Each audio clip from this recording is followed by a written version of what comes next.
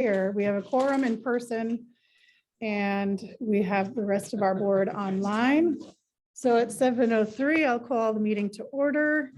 The first thing is the public hearing. And so I will ask, does anybody want to move the act? There's 4 things that we need to vote on for the public hearing. I'll move to open the public hearing. Jonathan votes to, Yeah, take your vote to allow the people at home to vote. No, Yep. that's what we're doing. Yeah, let's do that first. yeah, I'll move to allow the school board members that are remote to participate in voting in this. moved by Burke, second by, I'll second it second. if I can. Oh, no, you You can't. can, you're So I can second outcast it. still. All in favor that are present, which is Greenway, Vogel, Burke, and Bujarski. All in favor of allowing the What would happen if non-present? any of us would vote no right now? Is this like adjourn the meeting at that Well, point? yeah, basically, then we can't vote on anything. Don't make it enticing like that.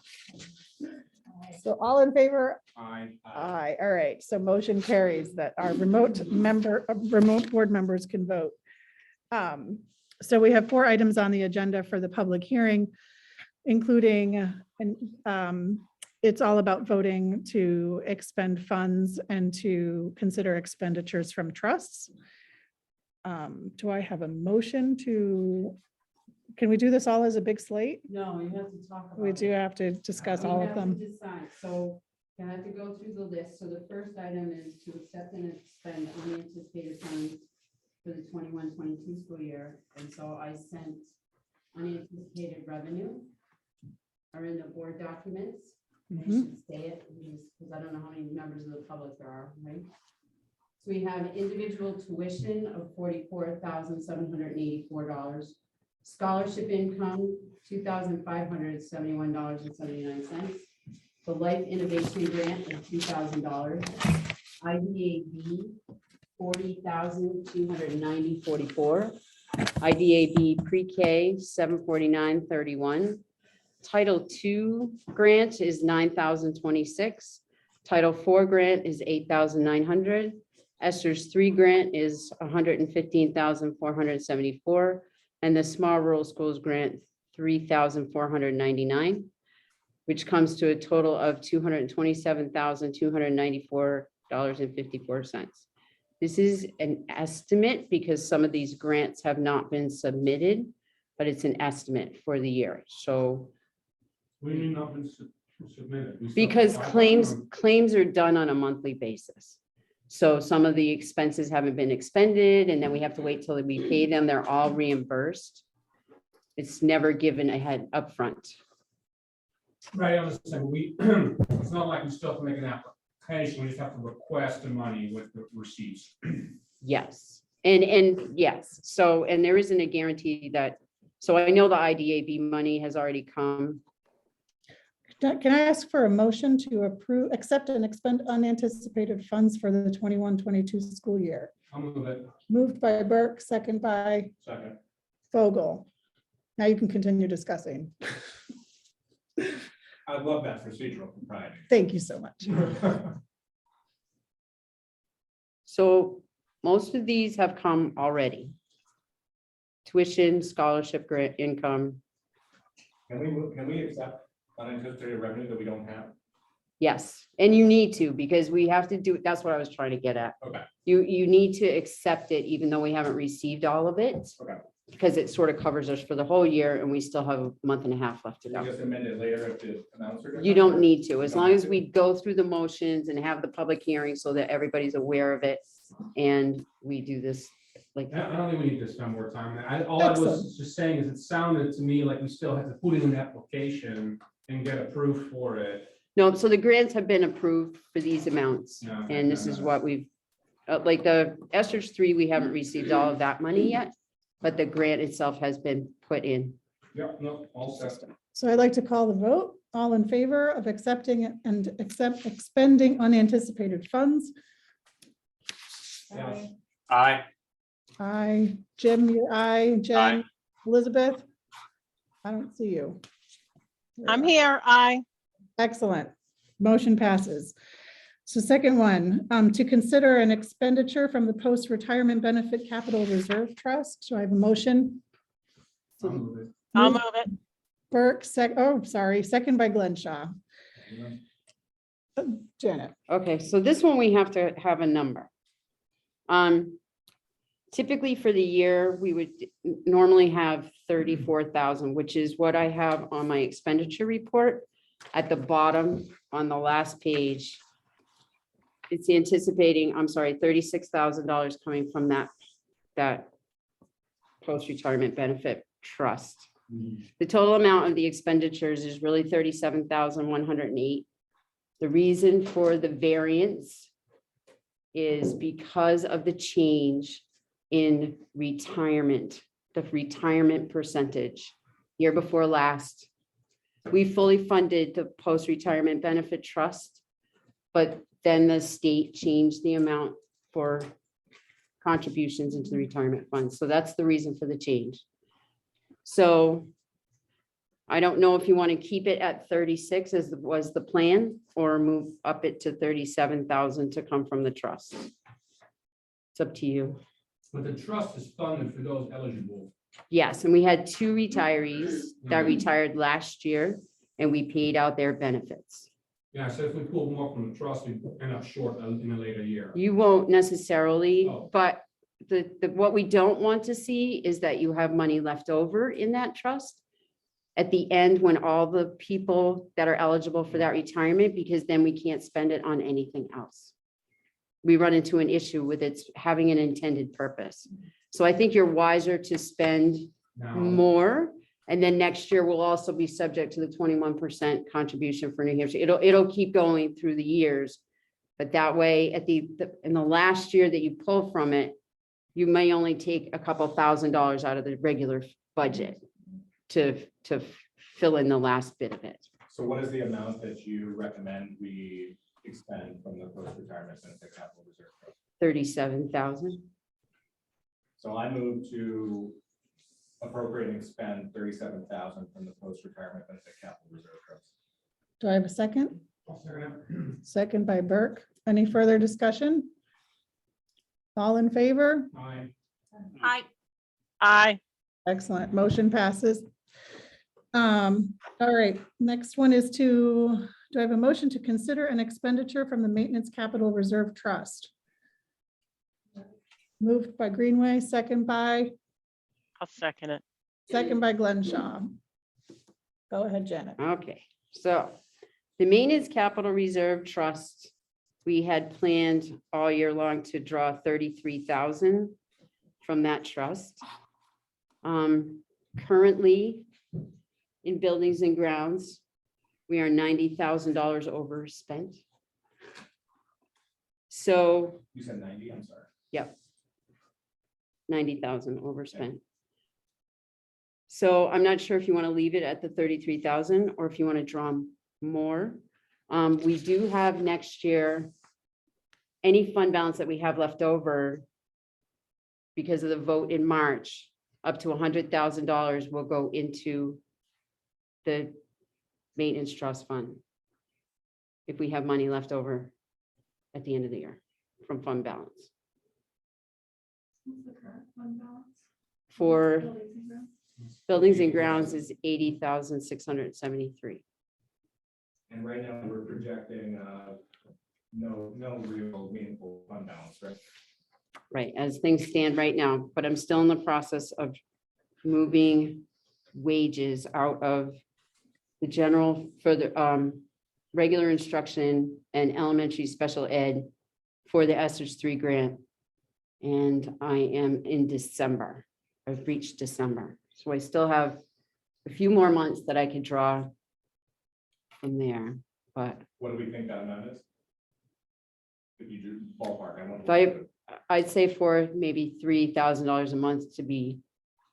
So January, February, March, April, May, about $12,000. So it's not going to have a huge effect on the projected fund balance. Because we don't want to. So I'm looking at, right now, I'm looking at the expenditure report, this one here. Yeah. And I tried really hard when I made this one to not over encumber. I tried to bring things more in line with reality, which makes this scary. So it would probably be wiser for us not to mess with that, given that it's fairly close, right? My concern is that the projected fund balance is so low. Yeah. That's my concern. So And we, should keep that 12,000 that you're projecting, that you could pull salaries from ESER 3 as a cushion. oh yeah, because yes, Okay. yeah, I'm just very concerned about. So you're The bottom thinking that we line. do, We definitely would want to take the 33. I right? just don't know if you want to take more. Because you could take more. But we could come back and take more in June if we needed to. You Right. could, yep. So, you know, we know that the plan 33 is important in as far as right now balancing it. We could either wait for June to shore up the trusts, or I would say vote for the 33 and wait and see if we need to pull more. Could do that as well, yeah. Why are you, I'm still confused. I'm sorry. Why are you saying that there might be $100,000 we could put back into it? Where's that money coming from? So, Which is what we're authorized to be able to do. We don't Well, have it. If we have Right, if we extra, have it. then in theory we can, but basically we don't have it, so. It just looks like we're gonna be short on money. well, the hard part about the second page of the expenditure report is it takes into account the 33. So that's already baked into the Yeah, projected. It's baked into that number. Correct. So the question is, do we do 33 or do we do more from the trust, So I have another right? piece that might make a difference. So I don't know if you want to table this and go on to the next one and then circle back, but the other thing, I guess I should, because it's not on here for the public hearing, but high school special ed and elementary special ed. Elementary special ed is coming in under budget for 36,000. High school special ed, because we have some additional expenditures we weren't planning on, is $64,000 in a deficit situation. Between those two things, there's a variance of 28,000. So there is a possibility that you could draw from high school special ed as well, up to 28,000. That's not one of the items on this public hearing. But if you wanted to factor that in, that's also another variable that we could, Wait. We could, in theory, though, pull the full 64, right? We needed to.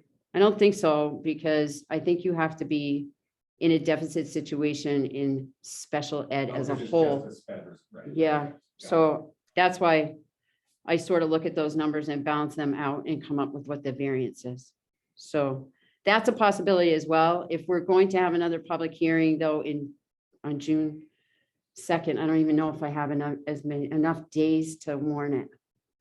That's too. We may have to have a special meeting in June in order to do trust fund withdrawals, because I don't think I have enough days. Because it has to go in the newspaper, has to be warned appropriately to hold a public hearing.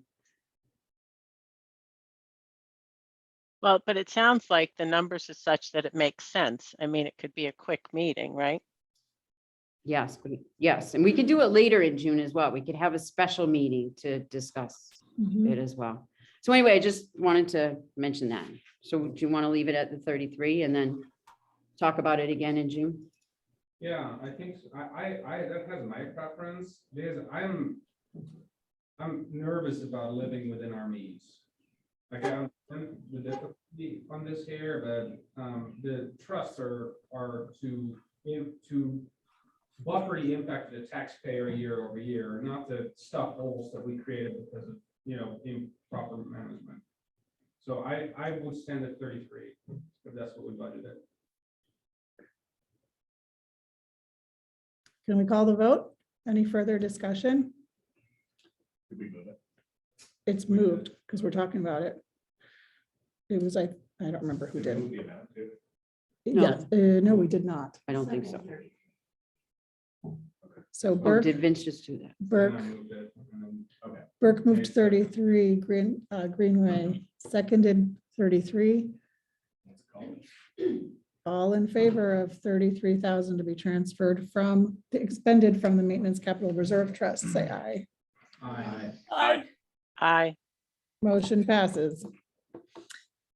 All right, the last one is to consider an expenditure from the high school tuition expendable trust. Do I have a motion? So Moved, Move right with the money. moved by Greenway.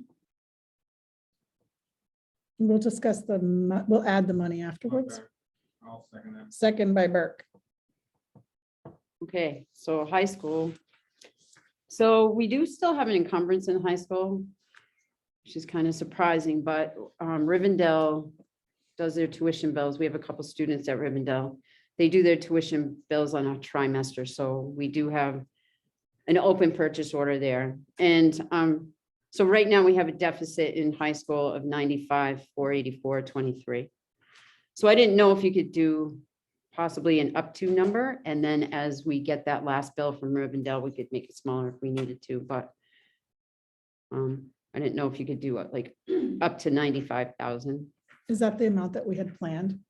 So it's been varying because you did plan to use high school trust money from the beginning of the year. That has been the plan right along. So there was sort of a built-in deficit scenario, and you can only spend your draw from trust up to your deficit on the expenditure side. So does it mean, Janet, we should wait until we get the last bill from Rivendell?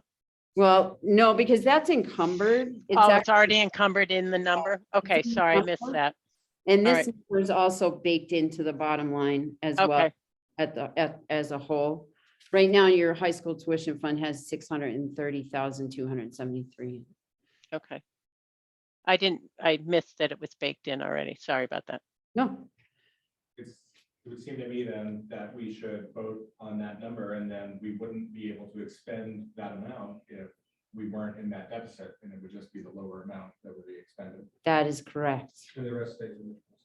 That is correct.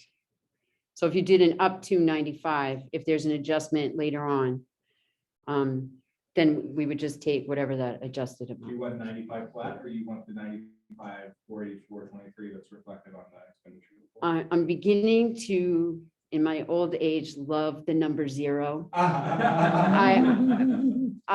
I love the number, the zeros really do me a lot of good. So 95,000 would be great if everybody's in agreement. So Jonathan moved to make it a 95,000. Yes, so moved. Second for 95 by Burke. Anything further? All in favor? All right. Aye. Excellent. Motion passes. So with that, we will adjourn the public hearing. I don't know what time it is. 7:21. Thank you. Okay. So with that, it is 7:22 and I will open our school board meeting. I have a motion to enter non-public pursuant to RSA 91.832C. Do I have a second? Second. So that would be matters which, if discussed in public, would likely adverse the reputation of any person other than a member of the public body itself. When we have two board members that move to go into non-public, we must do so. I will ask who of administration, is this just going to be board or? I would like to have a board discussion first, and then we can call administration if necessary. Okay, so I will be putting everybody into the waiting room except for the three board members online. And please bear with me because this takes time. All right, so we are resuming our public session. It is 8:45 p.m. I will call the meeting to, well, we've already called it to order. I will just read my opening statement. As I indicated to the board, this may not be in agreement with everybody. These are my thoughts. But this is it. We thought we were out of the woods with COVID, but it caught up to us here in the Upper Valley. It's abounding in many of the local schools and communities, though we wish it weren't. There have been many comments about the closure of our school. I have both heard support and opposition to this move. Though I'm not privy to details, I know that staff absences for various reasons included classroom teachers, specials teachers, paraeducators, substitutes, and non-instructional staff. In a school that covers a K to 8, this is quite the range. Unfortunately for us, this is the first and hopefully only time that we have so many absences all at the same time.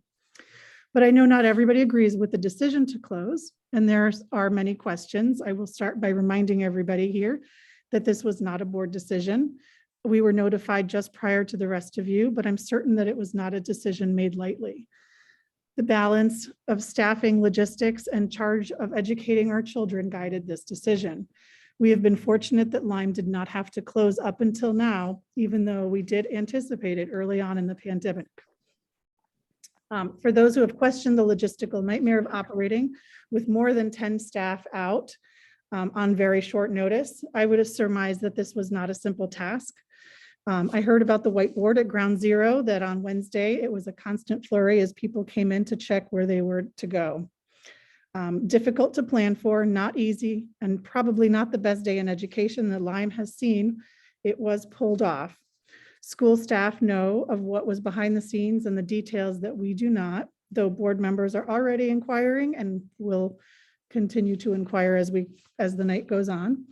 Some of this may be in public or in non-public too, and that will be determined as we move forward. Too often we think that we know what's best for what's best, but once we learn the details, we recognize that maybe there's more to it. And I believe that that's where we're at. I would caution us all on not overreaching, and ask that others not ask us to do so either. We are fortunate that we have not had any deaths in our school community, and that the current illness is not putting people in the hospital in our school community, as far as I know. We are fortunate that so many are vaccinated, and that although not super adherent, I would actually argue that a lot of our local community, not just Lyme, but we wear masks in comparison to elsewhere in the country, as I've witnessed when I was traveling. But this wasn't enough to keep it out of the Upper Valley. People are currently getting sick, and it is contagious. We have guidance from the CDC that we're following. As a community, we also must remember that not everyone is vaccinated. I'm not talking about those who choose not to, but those under 5 still can't get vaccinated, and they are the siblings, the children, the grandchildren that we can't forget. Particularly when the incidence is high, as it is now, we must bring back our mitigation layers to protect those who aren't vaccinated and those who might suffer a worse course. We are all tired of it. We're all sick of blaming everything on COVID, and certainly nobody wants to wear masks again, but here we are. And although the school is not able to mandate them, we only can request and encourage them to be worn in this time of high prevalence. At least we can all be happy that we don't have to wash our groceries, because we did that too, if you all remember. So on that note, I would like to open to public comment, open the floor to public comment. And that includes staff.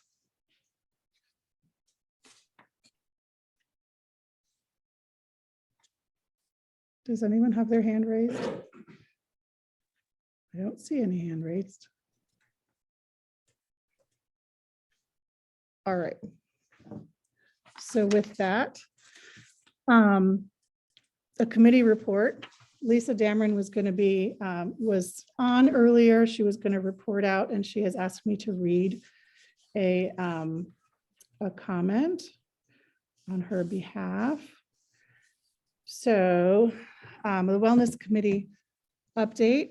On 5/9, the first meeting of the newly formed Wellness Committee met. Members included Dr. Perotti, Elizabeth Glenshaw, Lisa Dameron, Katie Miller, Rachel Stanton, and Nancy Wilson. Eventually, Elise and John Detremont will join. Nancy Wilson has offered to be the committee's note taker, and a Google Doc has been created to keep notes in from each meeting. The doc is shared with all committee members, and I have actually placed it into the meeting notes and into the Google Drive. briefly discussed was the current Lyme School wellness policy, and they looked at the NHSBA wellness policy just as an initial starting point, discussed the need to delve a little bit more specifically into the Lyme School policy. Frank sent out an email informing us that the Wellness Committee will be looking at food service bids for the next school food service program for the 22-23 school year.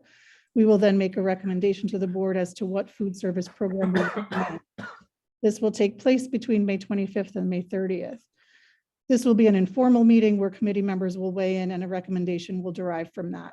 The committee plans to meet in September of 2022 and plan to look at the current Lyme School wellness policy, discuss any changes, discuss frequency of meetings, et cetera. And Frank and Elizabeth, feel free to add anything that she might have missed. Respectfully submitted, Lisa Dameron, Chair of the Wellness Committee. Frank, Elizabeth, is there anything that I missed or that she missed? Okay. Not that I noticed, no. All right. So moving on to reports. Elise, do you have a principal's report? One sec.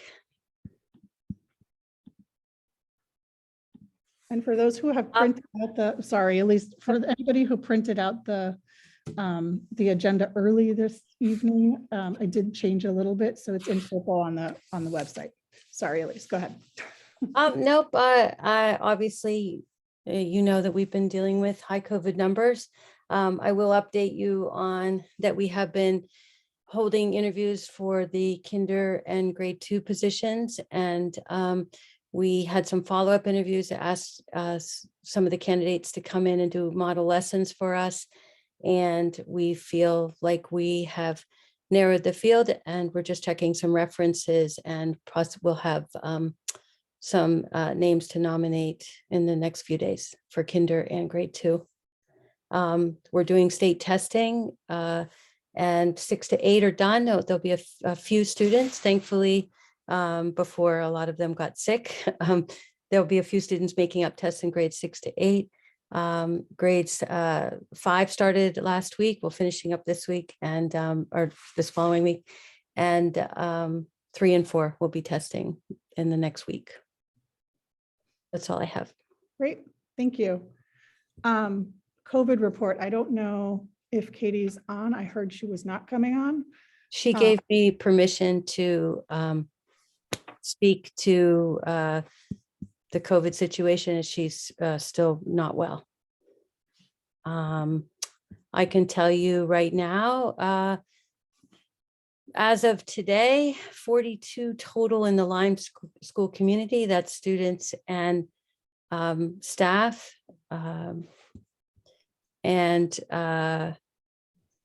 That we're still following the DHHS guidelines for isolation and quarantine. Great. Thank you. Is there a faculty and staff report?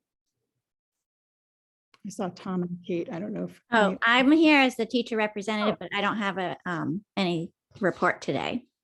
Okay, thanks, Jen. And financial report. I'm going to bring the computer over to you. So you're on camera. Okay, so I guess I would start with the teacher stipend report. So I put all my reports in the folder, so hopefully everybody got them. So the teacher stipend report is through 5/20, which is this Friday. Total number of hours is 217, and the cost is $10,150.10. That's the stipend report. And then on to the revenue report. So in the general fund, we have unanticipated revenue of $47,121. Food service. Most of our revenue, of course, is coming from the child nutrition program because we're using the SSO program this year. So total to date is $97,866. This anticipates a $20,000 transfer in from trust. So that is built into this number. And then for ESSER 3 grant, well, for the grant funds, we have $102,155. So total on this sheet is $135,600 $74.34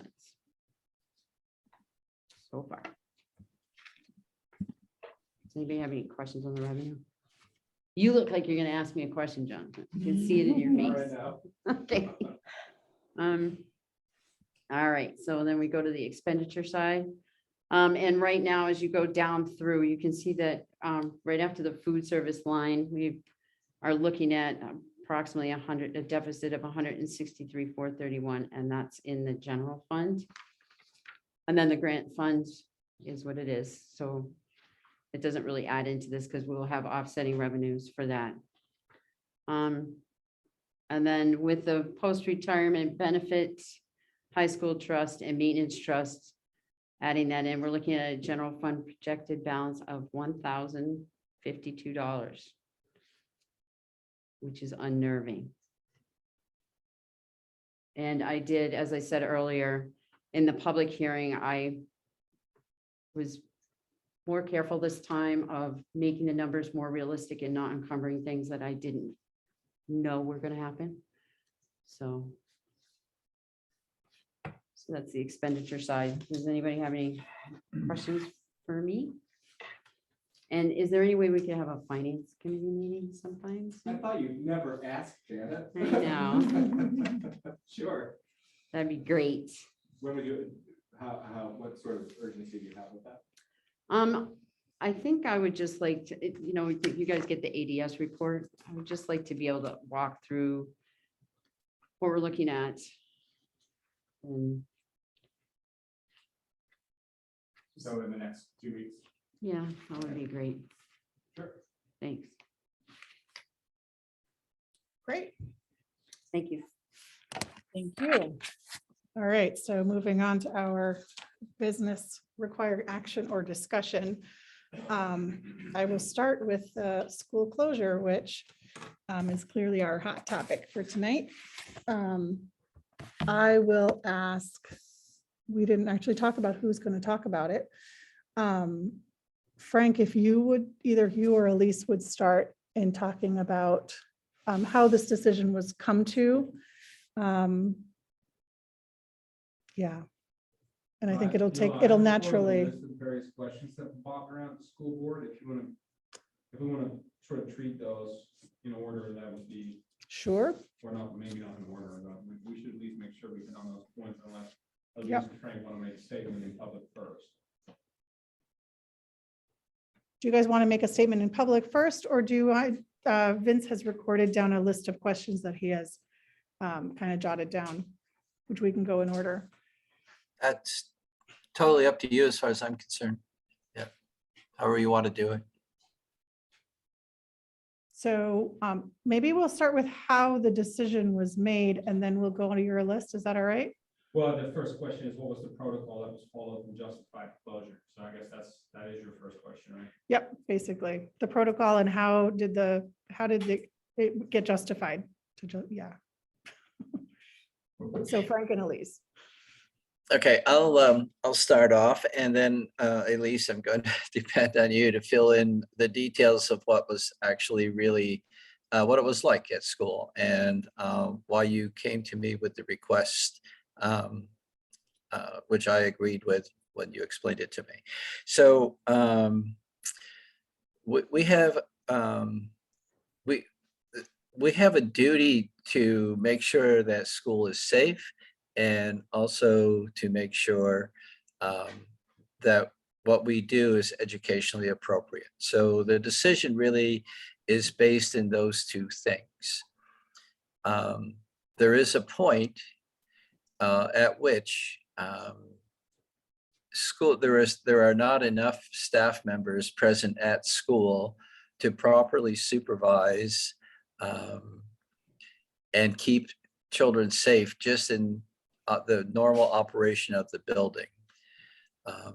And there is a point at which there are not enough trained educators and support people who are able to provide an adequate and appropriate education. My judgment was that after Elise came to me with her concerns and described the situation at the school, that both of those situations, actually, both of those items were met.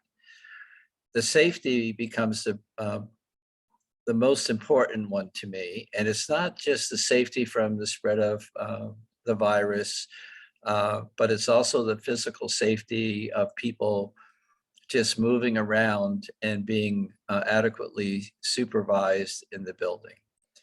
The building is a pretty complicated structure. There are a lot of side halls and upstairs and hallways and stairways and things where kids can get into mischief if they want to, and potentially hurt. So we have a duty of care, and the situation that was explained to me seemed that number one, there were not enough staff, no matter how they tried to fill in the spaces to provide any kind of an appropriate education. It was becoming warehousing, and it clearly was becoming an unsafe situation. And the only thing that we had, the only tool we have, I would have loved to have gone remote for a couple of days, but we're not, the regulations no longer allow us to do remote education. So we had to close with the hope that enough of our staff will be beyond their 5-day isolation, will test negative, and will be able to return into school according to protocols, fully masked and cover their classes. So that was how I got there. And I think Elise can probably fill you in on just what that was like on the ground there in the building.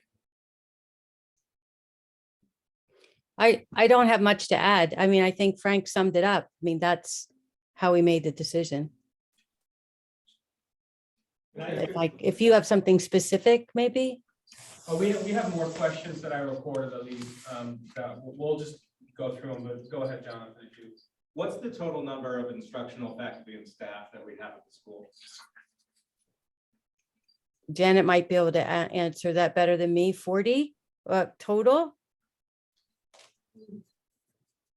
50? I don't know. So that's probably about right, probably 40, because there are other people in other places that are instructional. And so I guess my sort of following question to that is, what's the number of staff at the school that it becomes unsafe to operate?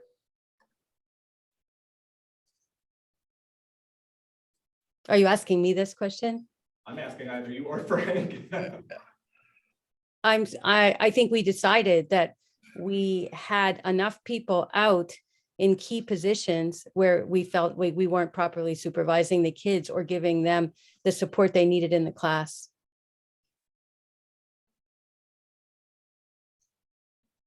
So the number is 13? I think that what she said was that it's not. It's not a number. It depends on where people are assigned and where their expertise is. Right. Like So a classroom teacher. there's no fluidity of that in order to maintain, you know, some level of baseline. I guess I'm just sort of confused by that as a general proposition.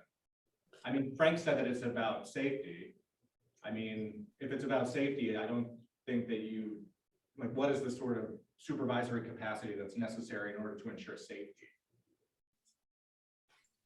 I don't know how to answer your question. We try to put people with kids that know their needs, that know their names, that know the protocols, that know the schedule, that know what to do with kids and in the class and to keep them safe and learning. I think it changes a little bit depending on, then I think what Elise is saying, on who is absent. A high number of ed assistants out is easier to adjust to than a high number of teachers being out in terms of educational programming.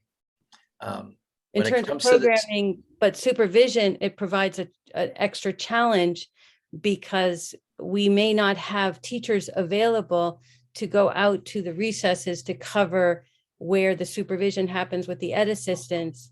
So we were able to do that on Wednesday, but it was tight because people are assigned elsewhere and they needed to go out and watch kids on the playground because we had so many assistants out. Right. So I guess my other concern is that we were talking about sort of hoping that we would be able to reopen on Monday. And I would really like to know, because I think it's necessary that we have a plan, what we are doing and have been doing to plan for a reopen on Monday. Well, we're watching the numbers of people that can come into the school. I mean, the available staff. Are we looking for additional substitutes to add to our sub list? Are we, like, I mean, it seems to me that if it's a crisis of resources, then we should be identifying and securing the resources we need to open the school. Are we doing any of that? Well, we have reached, we have got the word out that we want subs. There is a process. We can't just have anyone come in. They do have to have a background check and fingerprinted. Well, they just have to have fingerprints on file, right? So it seems to me that have we made a call to the community for that? We have in the past. I don't know if there's one been recently. There is, somebody actually volunteered. The Yeah, other- we have one that came up this week that contacted me. Her application, so I have that and I'm supposed to meet with her. She's actually ill right now, so I won't see her till next week. So one of the specific, right, questions that came, and Jonathan, you raised, right, was, what is the plan for reopening on Monday, right? If it sounds to me there is no plan, right? Like it just sounds like we're waiting. Is this sort of, do we ask the superintendent formally now to create a plan, or at least formally to create a plan, or? Well, I created a plan and shared it with the board before. That is how many staff. And at that point, it was if we had 6 teachers out, we would close. And it delineated how we would take a middle school, take our specialist, and they would be in lower school classes. We did that. We would have middle school teachers cover other middle school teachers on their free period. We did that. We kind of went through the protocol that I had written previously, and we got to the end of that list. Did we have 6 teachers out? Excuse me? Did we have 6 teachers out? We had 11. Yes, we had 6 teachers out. So Elise, maybe that's a protocol. I have not seen it, that maybe we can get shared with folks again, if you can. Yeah. If you got it there someplace. There's some things that aren't relevant anymore because it says when we would go to remote. Right. So one of the I'm things we're going to sharing it have to, right now. yeah, okay. One of the things we're going to need to do is to probably revise that. And the other thing, I know that we have safety protocols as part of our overall safety plan for all kinds of emergencies. And while we've been having these discussions, I've been wondering if there's anything in that emergency plan that might relate, or if we should add a category to that. And that would be a job for the safety committee to take on, I think, probably to update that. So maybe the next question that I have here is helpful in this. One of the questions that was raised was so Jonathan already pointed out there's a certain number of teaching staff. If 11 of those are out, does that mean we require a closure of the full school, or could we close, like do 2 days for the lower grades, 2 days for the higher grades, or like, is there an option where we operate at partial capacity? Is I guess the question that was.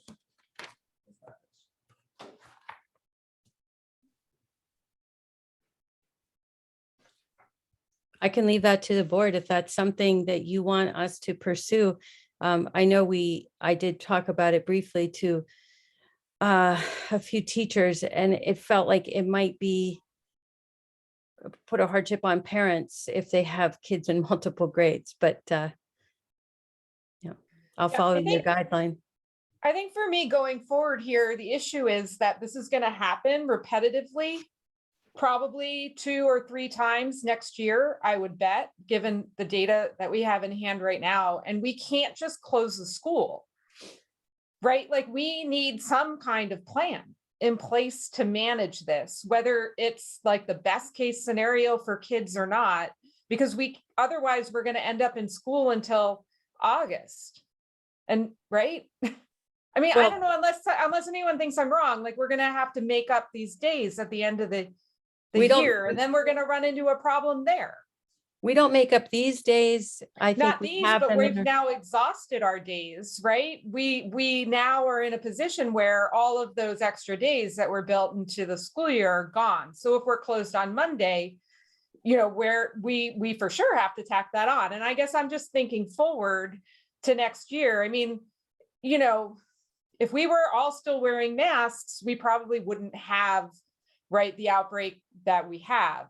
But that's not an option for us anymore. Therefore, right, and that's why I think this hasn't happened until now. Not to mention, I don't know when the teachers were last vaccinated. I mean, maybe some people got boosted who were above the age of 50, but you don't have circulating antibodies after like 4 months, right? So while you won't get really sick and end up in the hospital, you're going to get sick enough to not potentially be able to come to work. So Jen, to answer And so your- we have to answer your we have to have a question? plan. to answer your question, I think let's try to get as many subs as we can vetted that know the school and that want to come in COVID.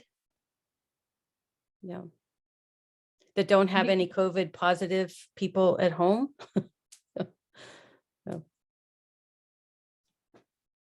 Yeah, or at some point, we're going to have to change the policy, right? Like if you're COVID positive, but you don't have symptoms, you put a mask on your face, you come to school. Right? Like something's going to have to change here. I don't know. I know we're following the DHHS guidelines, so. Yeah, so I think I'll jump in this one because I think we need to get to sort of what we would like the administration of the school to do. There's a number of questions that have now already been answered or were answered in non-pub. But I think when we, sort of in a list of things that we as a board ought to consider that we might ask the administration to do, there are 3 that I've recorded so far that maybe it's helpful if I list them and then we can decide if we want to debate any of them. So I'll list them and then we can go see if we, Yola, I'm not taking your meeting. No, go ahead. You went to the bathroom. I went to so the bathroom. What could I do? You went out the door. I don't know where you went. Just closing public, yeah. The first question is, should we charge administration with a plan for opening on Monday? Should we charge administration with creating a plan for how to avoid these conditions in the next year, right? It seems that might be a slightly longer term thing we can think about. And finally, should we charge administration or should we indicate our desire that these last 4 days should be educationally compensated to the children at the end of the school year? Like, how do we want to handle these days of education that were lost? So those are the 3 questions that I've reported that we can debate on what guidance we want to give to administration or no guidance at all. You got those, Yola? Yep. All right. So I'll let you decide. So let's start with Monday. Do we want to take a vote on this? Or is it a discussion? I'll make a motion. Okay, I move to require the Lyme School to open and remain open unless the superintendent, and upon review and confirmation by the New Hampshire Department of Education, that the school cannot meet its minimum legal and regulatory requirements to operate. Do I have a second? Second. Seconded by Greenway. Any further discussion? Could you read it again? Sure. I move to require the Lyme School to open on Monday, May 23rd, and to remain open unless the superintendent, and upon review and approval by the New Hampshire Department of Education, that the school cannot meet its minimum legal and regulatory requirements to operate.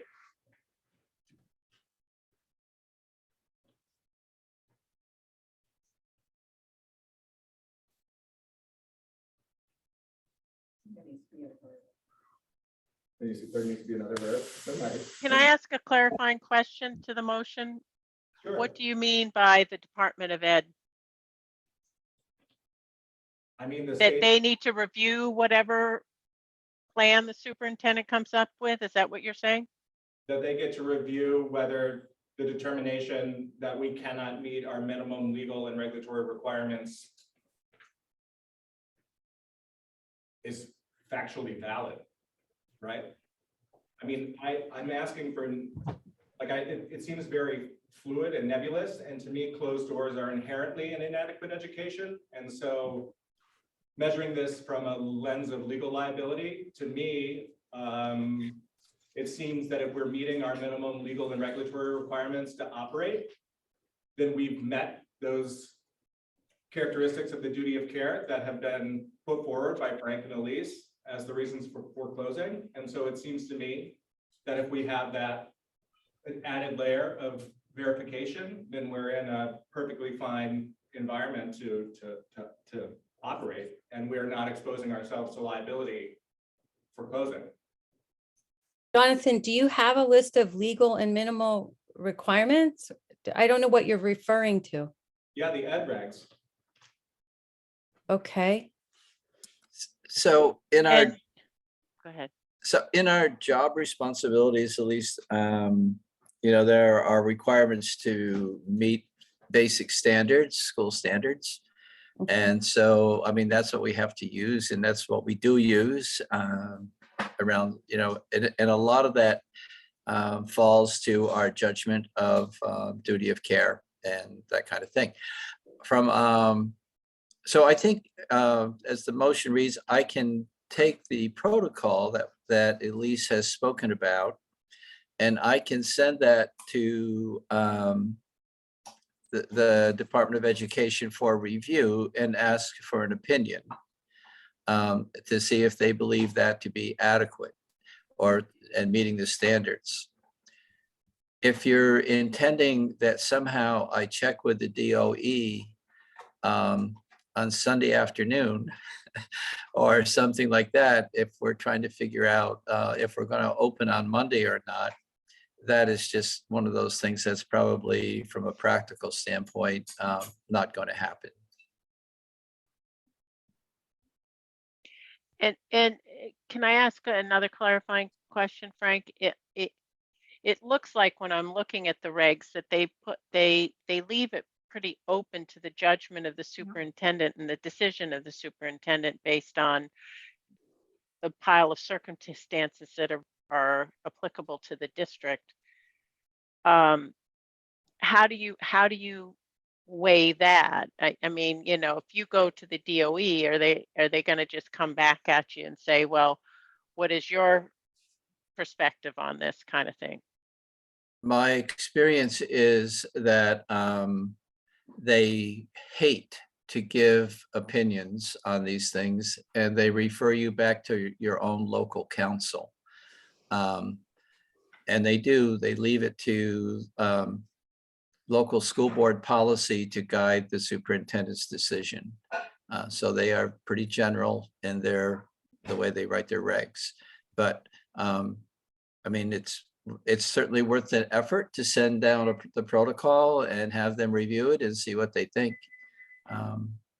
They may or may not. But they may not respond, for example, by Monday. Oh, there's no way they're going to respond by Monday. No, I'm pretty sure that I can send it tomorrow morning. But the chances of getting their legal department to take a look at that and get back to me by Monday is pretty slim.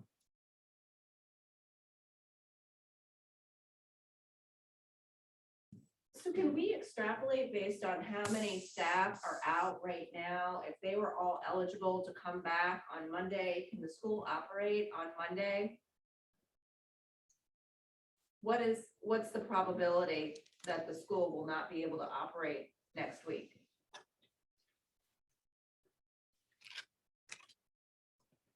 You're on mute, Elise. I'm not sure. I'd have to meet with Katie and see what the status is of the different individuals, but yeah, if we had a couple teachers even get well enough to come back or be negative or, yes, we could operate. We want to operate. We have a lot going on in school that we want to get done. I'm thinking, Elise, that tomorrow that you and I and Katie and if you want to pull in a couple other leadership people, that we try to get together and make a plan if we can for covering Monday. And look, see if we can figure out some options with some of you've got some very smart people in your building who might be able to help us. If you want to select those and just set up a meeting, I'll make sure I join. So one concern I have just in response to that, Elise, is that it came to our attention that some of the absences necessitating the closure were planned absences and not necessarily COVID absences or absences related to illness. Are there any of those absences planned for Monday that we could encourage? I'm not sure where you got your information. We had illnesses that were not COVID that had to be taken care of. Yeah, no, I'm talking about planned absences. Okay, this was a planned medical thing. Okay. Are there any of those? But my question is for Monday. Are in there? Well, there's a couple, right? As far We have as several people out. that are right on now. long-term leave. that are on I see. medical. Okay. I guess maybe I misunderstood what that. It's like a long-term leave. That's It's what not I- Okay. it's not, I'm going on vacation, personal time thing. Yeah. It's a long-term leave Got it. for other Okay. things. At least two, right? Mhm.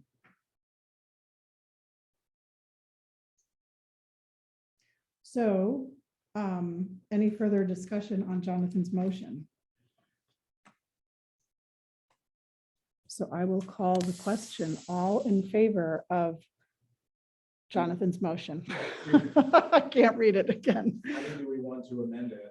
Or any amendments? I think it needs to be bifurcated. You'd like to amend your motion? Can I amend my motion? Of course, go ahead. So there's a motion to amend the motion. And until that's done, we can't debate any of the other topics. Correct.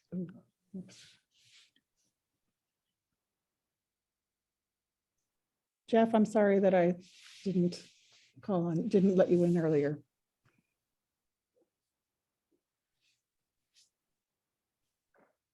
So it's really the middle part that we're taking out, right? It's the DOE part, is what you're thinking? Yeah.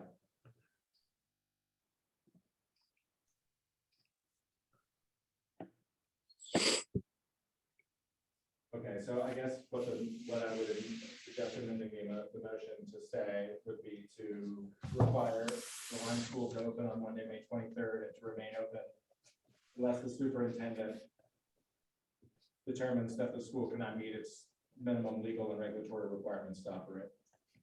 Do I have a second for that amendment? Excuse me, are non-school board members able to contribute to the discussion here? Non-school board members are generally not allowed. Thanks. Chat box.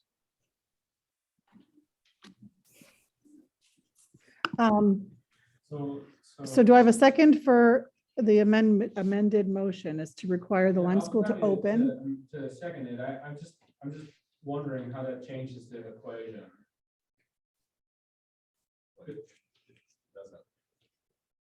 Well, it eliminates- Superintendent is also already making a determination. it's it's requiring the Lyme School to open unless, I mean, he's going to be reviewing it, so it's requiring him to review it to make sure they're meeting those statutes, which they are required to meet, correct? Yeah. Well, right, it would be like an indication by the board that we would strongly desire education to continue. That it would be a strong indication of the board, yeah. That's what that would be. I think that the goal is to make a plan. Well, I think that needs to be the second part of the next motion. All right, so the amended motion, first part, Well, can I ask a question? If they already do the first part, why don't we just go to the second part? And instruct to make a plan. I mean, because that's what you're ultimately wanting, right? Right, and Frank has already indicated they're going to work on making that plan tomorrow, so that we would just solidify that with our vote.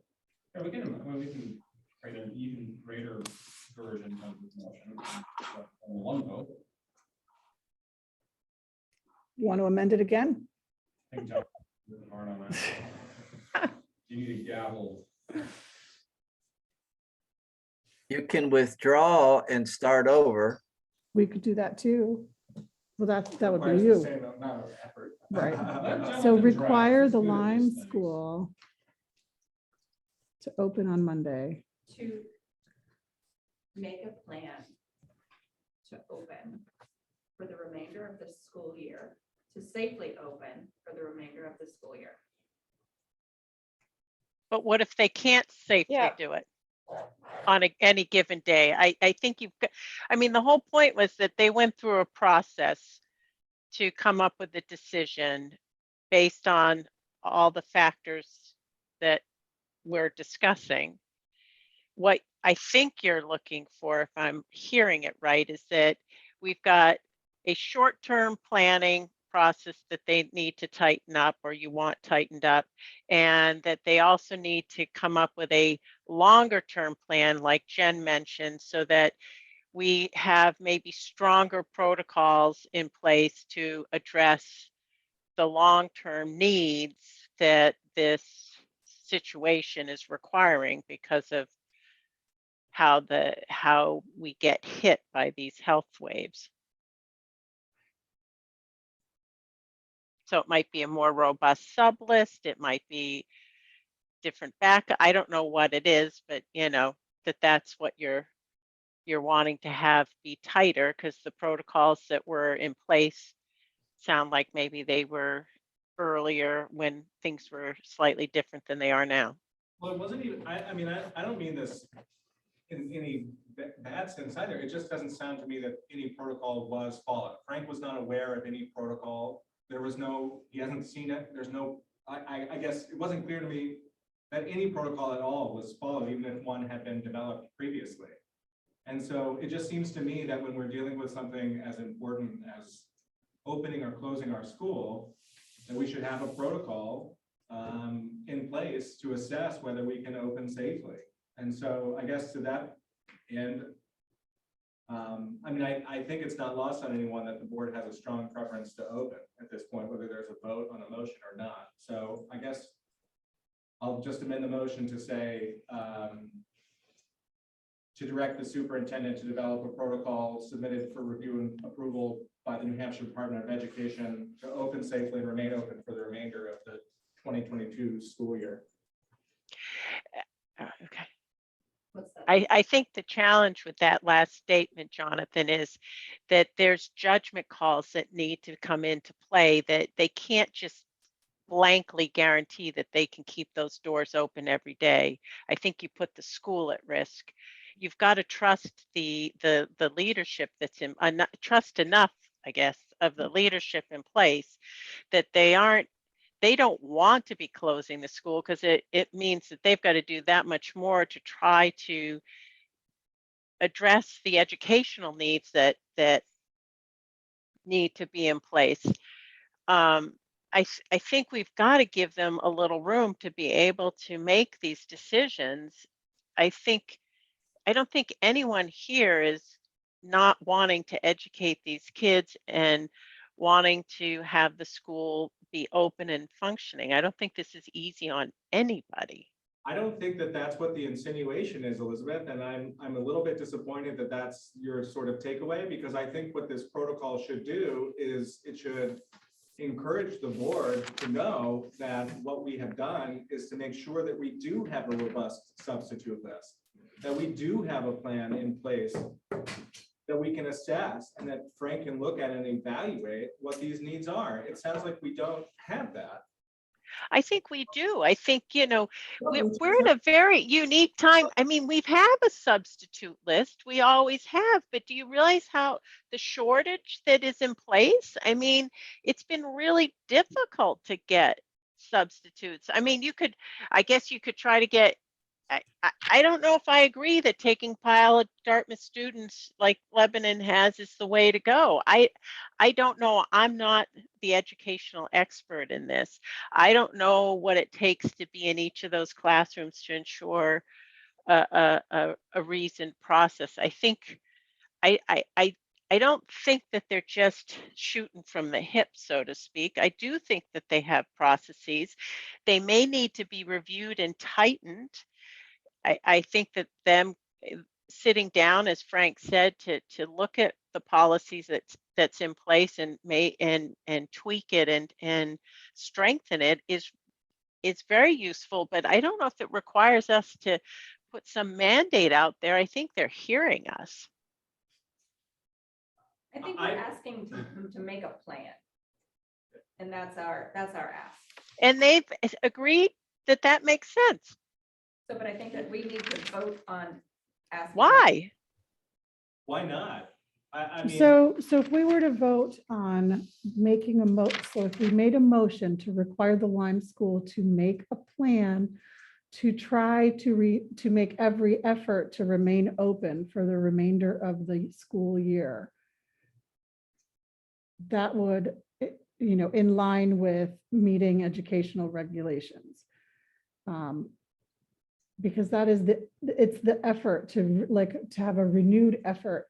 I believe, if I recall correctly, the protocols that had been set were done at the time when Corrine was our interim, which also means that it was before this board, before this current configuration of the board. So it might not be a bad idea to have Frank take a look again, to really understanding that we're all interested in having school open as much as possible, that is still that may be a fresh set of eyes, and kind of tightening, like Elizabeth's saying, is tightening those rules, but really for the effort to be made to try to stay open as best as possible.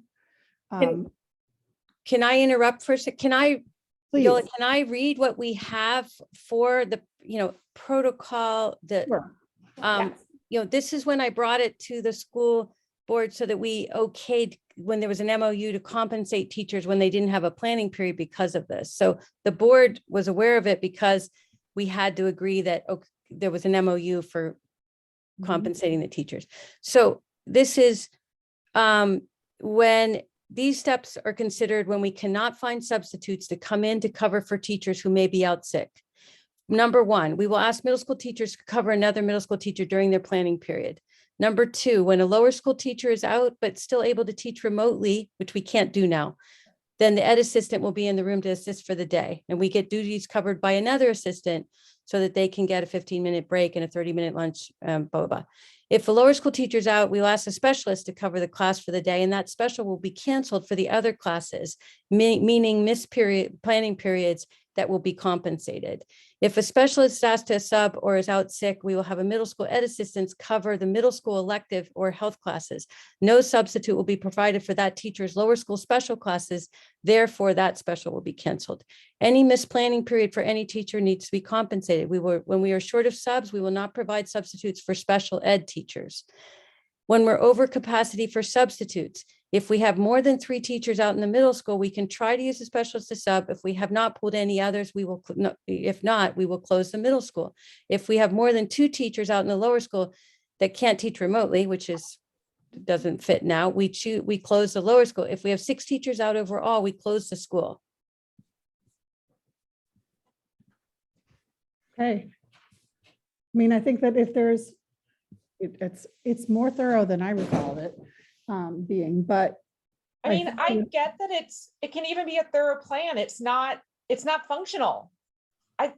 That's just what I'm saying, right? Like, it's not functional in the current environment. We have got to figure out a way to make something work, right? Am I wrong? No, I don't think you're wrong at all. And what it doesn't account for are some of these things that we didn't do over the last several days, which is identify and secure additional resources we need to operate, right? Like these sub lists. And so it just troubles me that we're fighting against the notion that we should evaluate this when our last protocol still includes options that we can't even perform, like remote teaching. And to hear, and I don't need to call you out, Elizabeth, specifically, but you're saying, I think processes were followed. We've had 2.5 hours of discussion now, and we still don't even know that, right? Like, all I'm asking for is for us to redouble our efforts and develop a plan to really minimize this event from ever happening again, and hopefully it will never happen again. And I don't think there's anything troubling or unsafe about asking that. I hear you, Jonathan. I think I don't agree with you. I think they did follow their processes, and I do think they tried to get substitutes, and I do think that they, didn't just sit idle. I think they tried to come up with scenarios to run the school with as many people out as they had. Do I think it makes sense to review it and update it? I think that's perfectly reasonable, and they've already said that they're going to do that. That's what Frank said to Elise just a few minutes ago. I think we've got to think positively here with positive intent and give them the ability and the freedom to do this. We have respected leadership, and we should let them do their jobs. Right, but like in the chat, Bill is making a reasonable suggestion, I think, which is that maybe we need to get some tents, right? And when the weather is good, go outside. That will limit transmission of the virus. We can't do that in the winter, but we can do that in the spring and fall. Yeah, I think I'm just saying, my point is that we have to be realistic and understand that this is going to continue for years. I think the difficulty or the confusion here is that I hear 4 people on the board, 3 people on the board asking for a plan to avoid further closures. Whereas what Elizabeth is simply saying, there's a plan by which we try to close. Like there's a plan of what to do when there's COVID. Those 2 things are very different. And I think I don't think that, sorry. No, but I think it's a simple ask, right? Like what Jen is now speaking to is a plan to avoid the condition. That's different. It's different, right? And so I think the simple charge that I think is being asked for, Elizabeth, is, can we ask the administration to please create a plan, not a plan that sets the preconditions for closure, but once we know these preconditions for closure, what's the plan to avoid those? I think that's reasonable, but I don't think it requires a vote. I think they've already said that they're going to work on that. I think we should let them do it. We can vote on whether we should have a vote about it. Well, let's just call the vote because Right. we're basically going in a circle and we're adding more things on that we might or might not need to. And I may have missed this when I stepped out, but I think, and I wonder if it's worth whether adding it to the language of the vote or just verbalizing that I think that the goal should be, if not the whole school open, then as many students as possible in the school building being properly and safely educated would be important, especially since learning that when we completely close the school, we are continuing to pay the support staff 100% of their salary or their pay because it's being called a COVID closure. And if it's partially open and they're well enough to work, then that would prevent that from needing to happen. And So does that tie into potentially first having a discussion about whether or not, like going forward from here on out, we're gonna have to make the days up to come to a full school year anyway. Right, so the. Yeah, we're going off on tangents. No, but I Thank you. do, so that's a point that I think is very pertinent here, because. And we'll add it to the list for vote later, but what happens on, right? On Monday, do we pay sports staff, yes or no? Do we close the school fully or do we not? Right, I think we pulled that out of it and debated separately.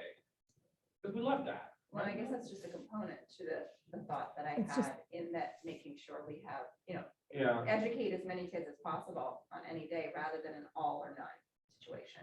but then if you educate only half the school, do you tack on days at the end of the year? I guess if we had a crystal ball and there's a possibility. Yeah, Do we no. want to add 2 more weeks to the end of the school year? I concur with your assessment there as well. So what is the final motion? How would you decide who comes to school and who stays home? I mean, you can, I just don't know how you do that. We could devise some sort of alternative day schedule, but I'm Well, not sure Like for one they get thing, approved anymore. the middle That school would be- requires more hours, right, than the lower school. Be one way to do it, so that we know we're meeting our state obligations. Like, I I don't think want that would kids to be- not be in school, but I also think just from a fiduciary point of view, like we can't be canceling school for a week, paying everybody and then paying them again at the end of the year, right? We just can't, literally.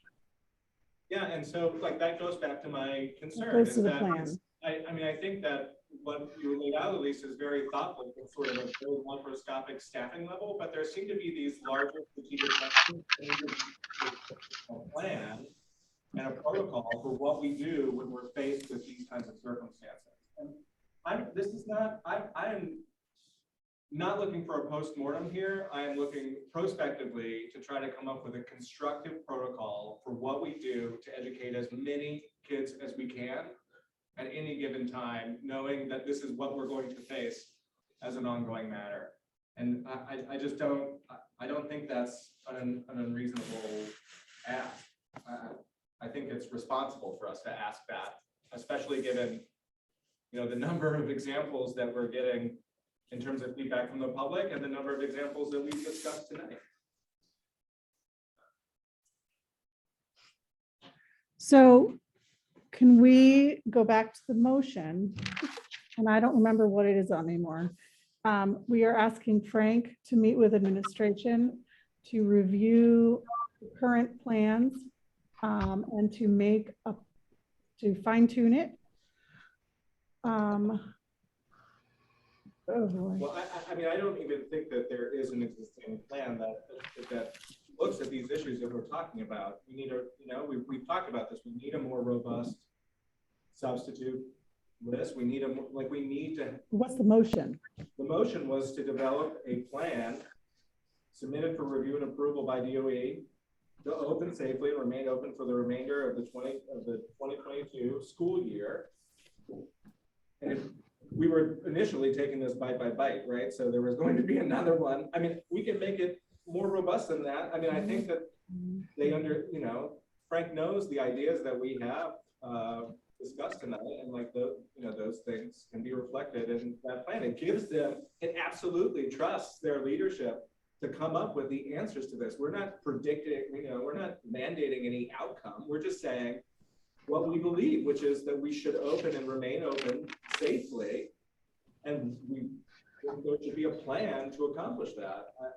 I think that's what we should do as a public board. Right. Well, The concern I have with that is that there's no ability if they needed to close in that motion that I hear. Now, maybe I'm just hearing it wrong, but I don't think it's responsible to mandate that the school be open in any case. I think the plan would come up with, thresholds and metrics to define it. I think that's fine, but that's to me not how the motion is reading. I mean, it's. Can I interrupt? Can you let Tom Harkins back in the meeting, please? He Oh, was, I'm sorry. Oh, shoot. Oh, that's my fault. I didn't notice Because that. I think we have to think about, not just the minimum requirements. I think we have other safety factors. I like the idea of it going to the safety committee as well. And I think mandating is where I have the challenge.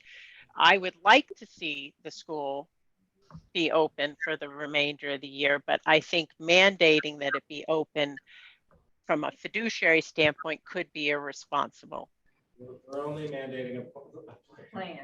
Well, if you're only mandating a plan, that's different. The way you said it, it made it sound like that the school had to be open. And so I just want to make sure. That's why I was asking, because I don't think it's responsible to mandate that the school be open for the remainder of the year. I would expect, like Hayes said, that there would be some, some sort of criteria in this protocol that would support closure. Okay. I just wanted clarification because the way it sounded, I didn't feel comfortable. So thank you.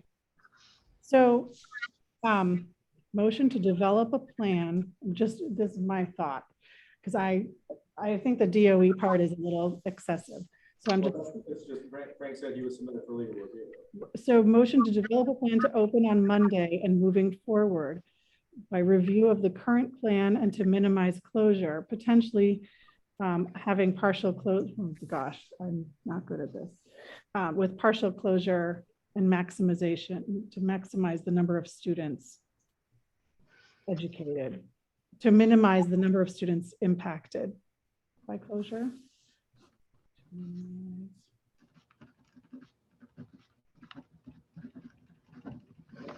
I don't know. I mean, I can fine tune the wording to develop a plan to I read. think that lays out more of the specifically more of the criteria that we're suggesting. To revisit the plan to open on Monday and moving forward by reviewing, well, that's okay. To revisit a plan to open on Monday and moving forward in order to minimize closure and potentially having partial closure, therefore minimizing the number of students impacted. What do you guys think?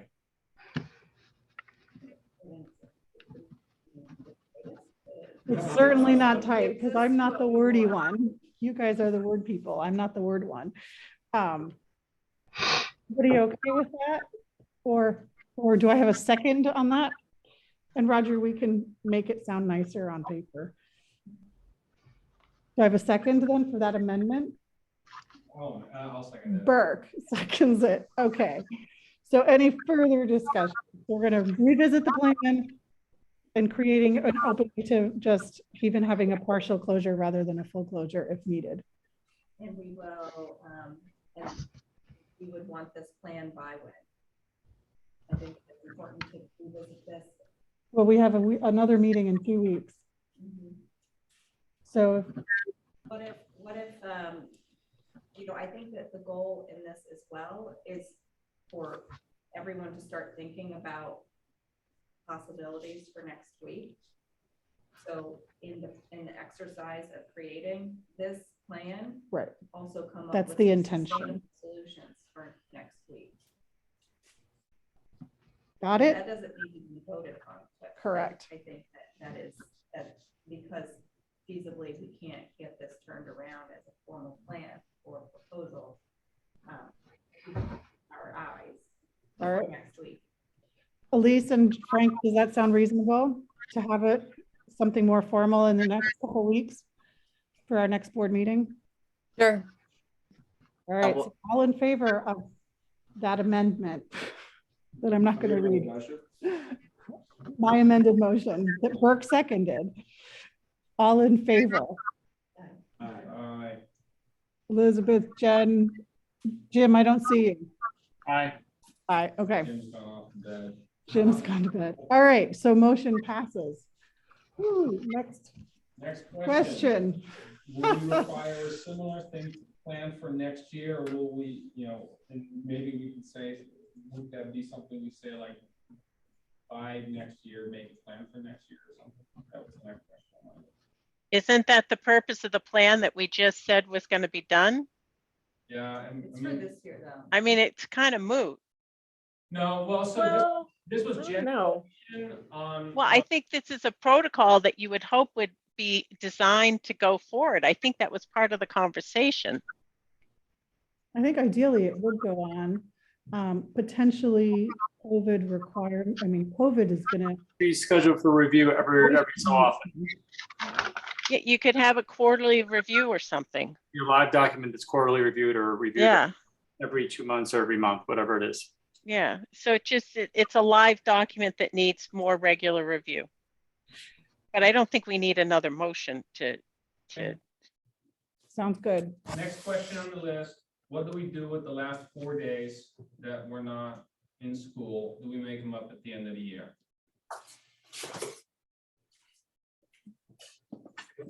And I suggest that we sort of add that to the mandate of investigation and development of a plan for what we do for, because we don't know if it's 4 days, we don't know if it's going to be more next week or beyond. And so it seems to me that that should be considered, and then we can figure that out at our next meeting as well. So that's for the last 4 days. Do we want to say anything about any potential future days?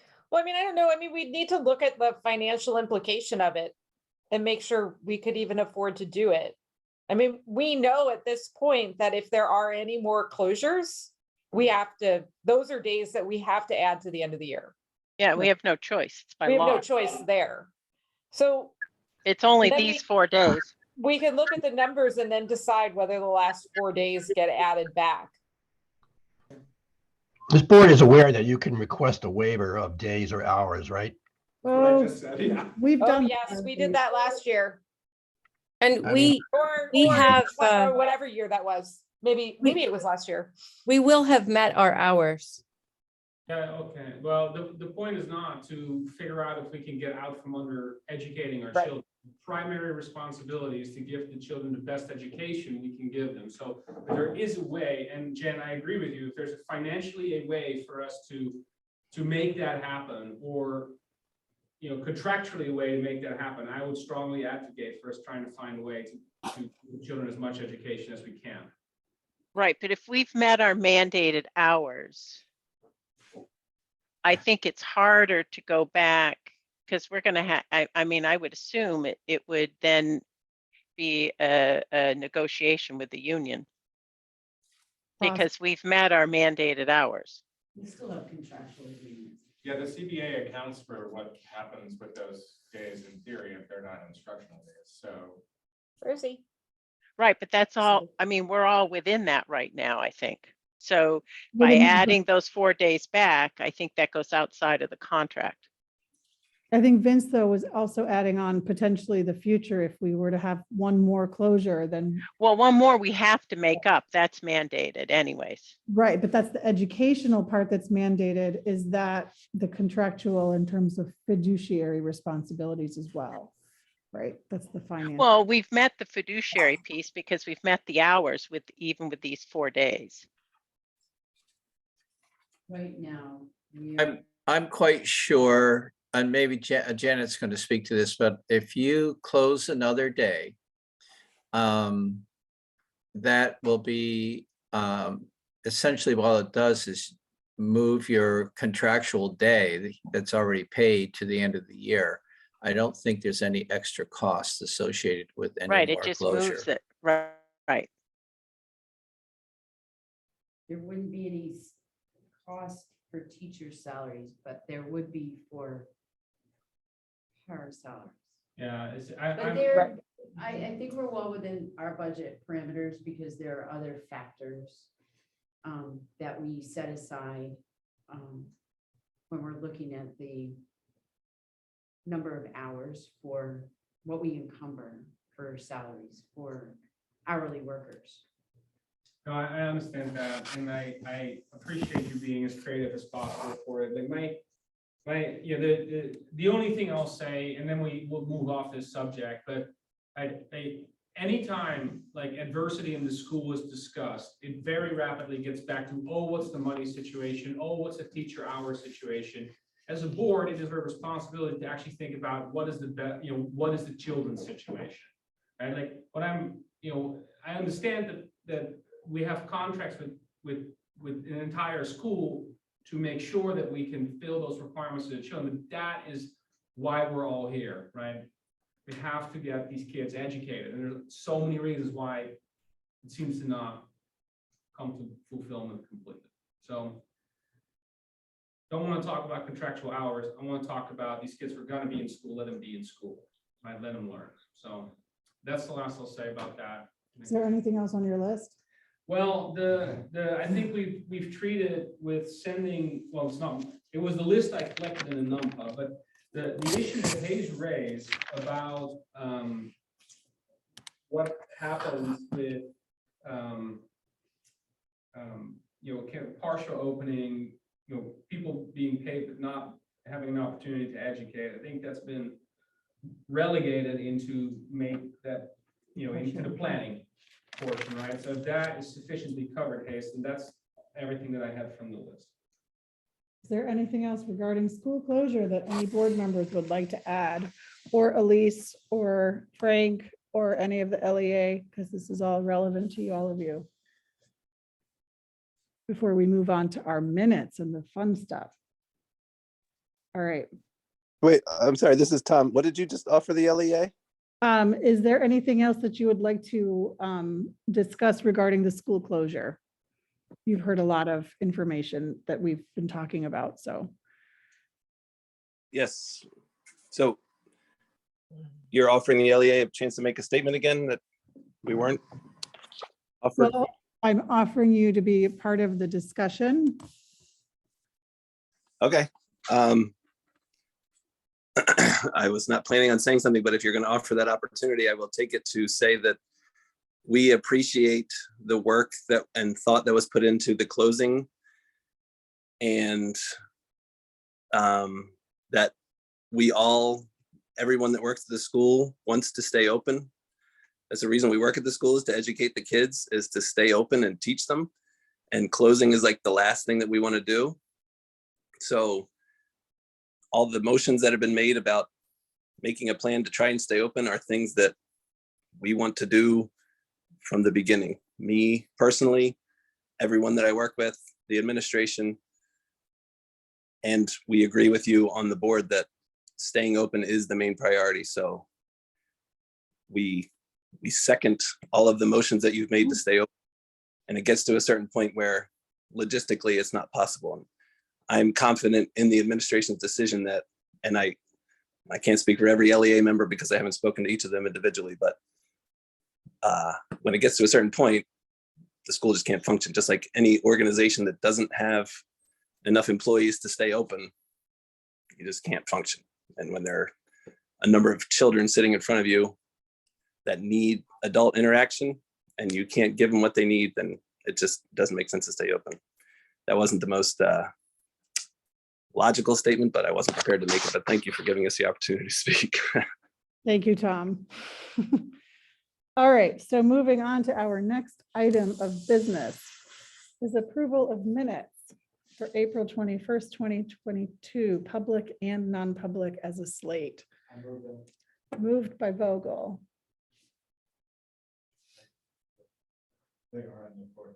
They're in the board docs. I think I had added a lot of red in one of them. I haven't read them again. Non-school board or? No, it should all be accessible to school board. Start 2022 dash. It's in the documents for meeting. In this. I think the easiest way to get there is through the agenda. Yeah, click on the agenda. That's how I got to it. That's how I get there every time.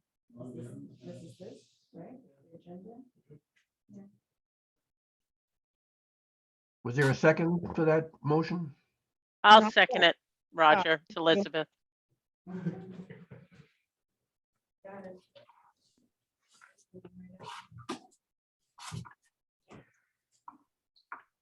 So can I call the vote? All in favor of the minutes as amended, I think by me in red? Yeah, I think it looks good. I'll move it You're if we're voting. moving it. Are we moving it? We're voting on it. Oh, we're voting on it. Okay, sorry, I'm behind the okay. times. Aye.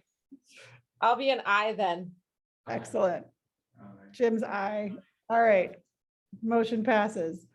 Do I have a motion to approve an on-call substitute position for the next month? Doubly moved. Doubly moved. by Vogel, second by Greenway. All in Yes. favor? Aye. Unanimous. Excellent. Next is to set a tuition rate for 2022-23.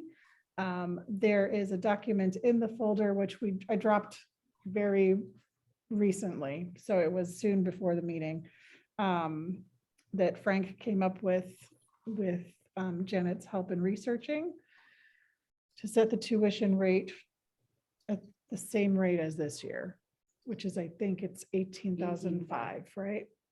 Do I have a motion for setting the tuition rate at 18,500 for the I'll next? move that for you, Yola. By Glenn Shaw, It was 18 I'll second it. this year. correct. Why is it not going up? Well, we can discuss that. So seconded by Boylston. Now we can discuss. Ah, sorry. That's okay. No, I was asking, we typically raise it every year. Right, like Hanover raises theirs by 2.5% every year. Should we not also? We were using sort of Crossroads as a benchmark to come in under Crossroads. That's what we used to do. Just that the economy is bad and Crossroads can't find students. Oh, hang on. No, but what does Crossroads have then? It's on the document. I was just noticing. too. Crossroads went up by $300. No, that's for kindergarten. Their tuition next year, kindergarten is 18,500, lower school 21,250, middle school 22,000. But they went up by $300 from last year. From this year to next year's $300 Right, increase. so we want to stay under Crossroads, and Crossroads is 21,500 or 18,500. Whereas we know it's 26 to educate a child in this town. Maybe we should raise it. It says the DOE EP calculated cost is 23,283. Yeah, well, yeah, thank you, yeah, so 22,283, right? So 18,500, I mean, I would say we raise it a bit. Anyone in disagreement? Do you have an amendment? How much? Oh my God, pressure on me. Yeah. So this will. Janet likes zeros, so Oh, so that's Give her some No zeros. change. give her zeros. No, she likes no change, but I say 19 rounds, that's what I amended That's a to. lot of zeros. Second. Seconded by Greenway. Any further discussion? You want to go to 19? Yes. 19 rounds, 000. Yeah, so maybe that's like 3%. I'm trying to do the math. Yeah, it's somewhere between maybe it's 2.75. Is that what you just calculated it at? Well, good, so. No, I'm kind of like estimating in my head, but can't do the math. It's very difficult to do it backwards. I'd rather do it in my head, sort of And forwards. We can make $18,799. No, but then- zeros. But then. No, Janet wants it. She wants the zeros, so I think it's fine. 19,000. Did it go up last year? Yeah, we raised it, so as long as I've been on the board, we've added, like $500 was typically what we added, right? That's, Uh-huh. so I think 19 is a good number, and then we'd still bargain. So all in Yeah. favor of setting the tuition rate for the 2022-23 school year at 19,000? All in favor? I Excellent. Motion passes. Okay, nominating teachers. Frank, I'm going to have you give the background first. Right, let me, I am unmuted, okay. So we have two teachers to nominate tonight. First is the music teacher. And we have a Frank? Kent, Frank, can I pause you for 1 second? We're going to Yeah. just swap E and F let me just do, instead of doing the new nominations, we're gonna just first recognize the teachers in case we need to go into non-public. That way we recognize the resignations. Is that all right? Yeah, yeah. So I would like to make a motion to recognize teacher and staff resignations. This includes Mickey McGee, Mindy Lyons, Thomas Chapin, and Daniela Campusano, as far as I know. Several of those people have been in our school district for many, many years and have brought a lot of knowledge to our children and will be missed by many. Do I have a second? Second. Seconded by Jonathan. Anyone else want to chime in with anything else? I don't know. So all in favor of recognizing these teachers and staff that are resigning? Aye. Excellent. Aye. Thank you. All right, now back to you, Frank, for the new teacher nominations. Sure. Make a motion to go into non-public based on RSA 91A3 to B. Second. So we are going to be moving into non-public as proposed by Hayes and seconded by Jonathan under 91A3 to C, B. Wait, A. By letter B. B.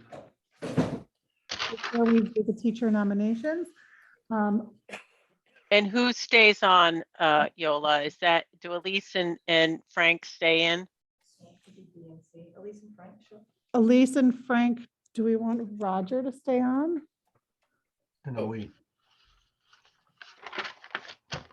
Or So actually, we this is the last thing before we go into a regular non-public anyway, Do we want to come back out and then Well, go we'll- back into non-public? probably, but it makes. You've are you got to, writing you've this? got to come back out if you're going to nominate these people. Right. Yeah, I'll write them. That's absolutely My fine. So- question was, are we going to come back out and then go back into non-public, or are we gonna just stay in non-public and then, you know what I'm saying? And then nominate at the very end? Well, Whatever we you guys could do wanna either way. Well, that makes the most sense. That does make the most sense. All right, so with that, I will put everybody into non-public, into waiting room. what's it coming back? And it is, do I have a motion? Oh, so we had the motion, Greenwood voting. and it's 10:09 PM. All right, put in waiting room. Oh, you're right. All right. So, Great input. I apologize for that. We had a little bit of a delay. So we are coming back into public. Do I have a motion? No, actually, Frank, would you give us the information, the names of the two teachers that you wanted to nominate? You're on mute, Frank. Muted, Frank. So, thank you. So the first person is Shannon O'Leary, and this is the music position. She is a graduate of UMass Amherst with a master's in international education, but the important piece of this is that she graduated from Ithaca College in music education, concentration in French horn, instructor, well, that's her instructor, Bachelor of Music's GPA of 3.73, and awards and scholarships for her work there. She's been working for the last 2 years at Crossroads in their K-8 program. And she has just outstanding recommendations. So the committee was very, they sent her to me. I am very happy with her, and these the recommendations and references or reference checks are all great. So we could appoint Shannon O'Leary for 1.0 music position. All right. And we You want to do them together? we might as well, do you want to do it together or not? Okay, so let's have a motion to nominate Shannon O'Leary to the music position as a 1.0 FTE. Do I have a motion? Moved by Greenway, second by I'll second it. Glenshaw. Now we have a discussion. Yeah, my question is that you discussed this being a 1.0 position. If this person is teaching both music and band, is that the expectation? Elise, can you address that?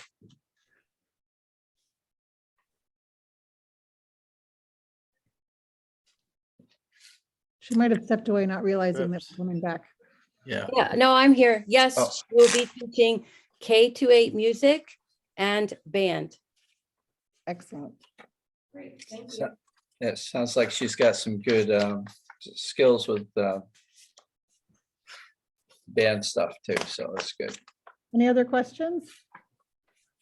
All in favor of nominating Shannon O'Leary for the music position? Say aye. Aye. Sorry, my video's off. Motion carries. Frank, would you care to speak to Sure. the first grade position? Sure. This is somebody, you know, it's our, we have a full-time sub, a regular sub, Leslie Gannon. And she applied and interviewed and came to the top. She has a very interesting background.